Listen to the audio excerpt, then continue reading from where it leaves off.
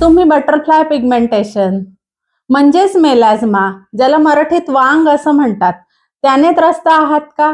मग हा व्हिडिओ तुमच्यासाठी. बघा, काही स्त्रियांना हे वांग येत नाही, काही स्त्रियांना मात्र येतं. त्याचं कारण असं आहे, अनुवांशिकतेने काही स्त्रियांना ह्या एरियात आणि इथे ज्या मेलॅनोसाइट मिळतात त्या थोड्याशा हायपर ऍक्टिव्ह असतात. म्हणजे कुठलाही छोटा मोठा स्टिम्युलस मिळाला तरी सुद्धा ह्या जास्त काम करतात आणि त्याच्यामुळे या एरियामध्ये पिगमेंटेशन येतं. मग हे स्टिम्युलस कोणकोणते असू शकतात हे आपण बघूया.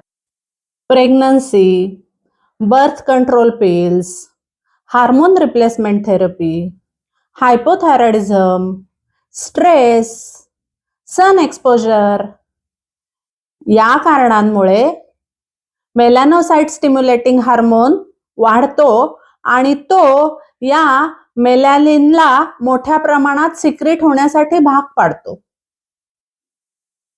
प्रेग्नन्सीमध्ये हार्मोन्समध्ये खूप बदल होत असतो, त्यामुळे प्रेग्नन्सीत असे मेलाझ्माचे पिगमेंटेशन वाढताना दिसतात. म्हणून तर याला प्रेग्नन्सी मार्क असं म्हणतात. जर तुम्ही गर्भिणी परिचर्येचं नीट पालन केलं तर हे कमी येताना दिसतात. तसंच तुम्ही अर्जुन साल किंवा मंजिष्ठा उगाळून, पावडर नाही, उगाळून मधामधून या एरियामध्ये लावली तर हे प्रेग्नन्सी मार्क कमी येताना दिसतात. त्याबरोबर तुम्ही गर्भिणी परिचर्या पालन करणंही गरजेचं असतं. त्यासाठी आमचं गर्भसंस्कार हे पुस्तक नक्की वाचा. बर्थ कंट्रोल पिल घेण्यापेक्षा तुम्ही इतर गर्भनिरोधक साधनं वापरू शकतात. तसंच हार्मोन रिप्लेसमेंट थेरपी घेण्यापेक्षा तुम्ही आयुर्वेदिक ट्रीटमेंट घेऊ शकतात. हायपोथायरॉइडिझम मध्ये सुद्धा मेलॅझ्मा मोठ्या प्रमाणात बघायला मिळतो. मुळात हायपोथायरॉइडिझम म्हणजेच मेटाबॉलिझम नीट न होणं. मेटाबॉलिझम नीट होण्यासाठी नियमित व्यायाम करा. नियमित व्यायाम केल्याने तुमचा थायरॉइडचा प्रॉब्लेम तर कमी होईलच, पण त्वचेचा रक्तपुरवठा वाढल्यामुळे मेलॅझ्मा पण कमी होताना दिसेल. तसंच रात्री 8 तासाची पूर्ण झोप घ्या. त्यातही पित्ताची म्हणजे रात्री 10 ते 2 ची झोप अति महत्वाची. तेव्हाच तर शरीरात मेटाबॉलिझम सुरू असतं. 10 ला छान झोप येण्यासाठी 9 वाजता मोबाईल तुम्ही बाजूला ठेवा. म्हणजे हे मेटाबॉलिझमचं रूपांतरणाचं काम नीट होईल. तुमच्या शरीरातल्या कॉर्टिसॉल लेव्हल कमी येतील, त्यामुळे इन्फ्लमेशनही कमी होईल आणि असे हे पिगमेंटेशन कमी होताना दिसेल. आयुर्वेद शास्त्रात तर वांग येण्यासाठीचं सगळ्यात मोठं कारण स्ट्रेस, एन्झायटी हे सांगितलंय. शोक क्रोधाधी कुपिता वात पित्त मुखे तनु श्यामलम मंडलम व्यंगम.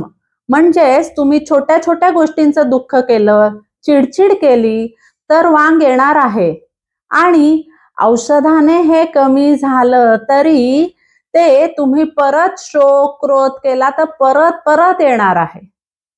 यासाठी रोज ओंकार प्राणायाम करा, योगासन करा, मेडिटेशन करा. म्हणजे औषधांनी कमी झालेलं वांग परत येणार नाही. सूर्याच्या UVA, UVB किरणांमुळे त्वचेतील मेलॅनिन सिंथेसिस वाढणारच आहे.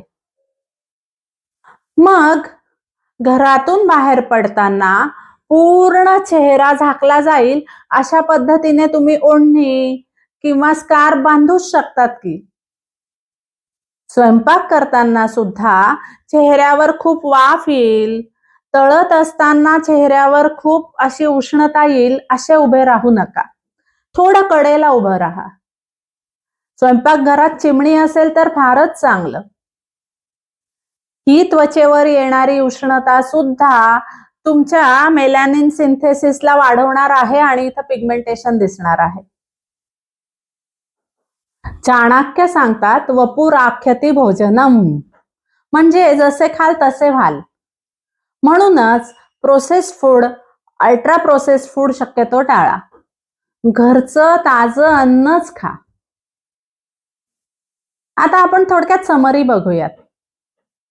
पहिलं, छोट्या छोट्या गोष्टींचं टेन्शन घेऊ नका, काळजीही करू नका, रिलॅक्स राहा जरा.